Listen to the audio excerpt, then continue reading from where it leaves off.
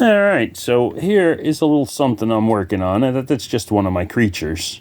But I've been always trying to figure out a way to be able to turn my guys easily for people that want to use them as busts, you know, and like a nice, quick, easy way to have them hang on a nail, not on a wall. So I think I'm on to something here. It's simple, of course, but that's what I want it to be. I don't want it to be something that's expensive. I want it to be something that if people buy the relief, they can just spend a couple extra bucks. I mean, again, it maybe end up being 20 bucks, depending on how much resin it costs, but I think it's going to be something like this here.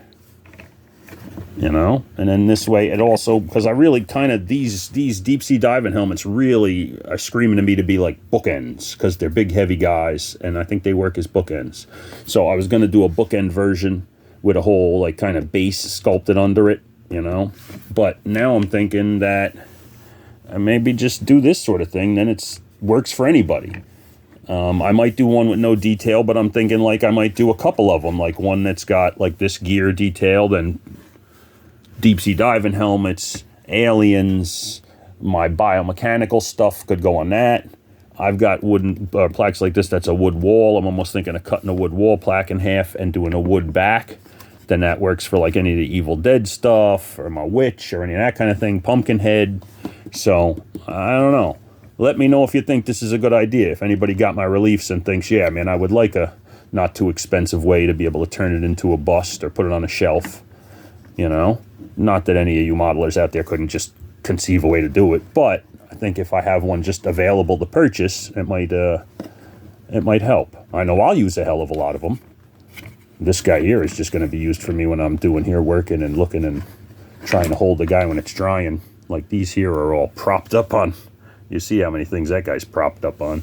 This guy, luckily, the lip on his thing that I got him on works on that. I just found that out the other day, which is great. But I think I got to do this here other than just this mock-up that I got. So let me know if that's something that you guys think you would like, because I think it works, you know. And here, I'll show you. It doesn't just work for that kind of guy. You know, now it's a little plain this way, but if this had some sort of neat, subtle textured detail on it, then it even kind of works for this guy. The final one will probably, this backboard will probably be narrower. I don't think it's the need for it to be as wide as this one is. That's just a piece of masonite I had laying around. So it'll probably be narrower. It'll probably be at least the width of the base. The base may end up being thicker, because this is one of my bases that I was using for something else, and I buzzed off probably a 1/4 inch at the bottom. So, but there you go. I mean, I like it. Like, you know, even here's one of my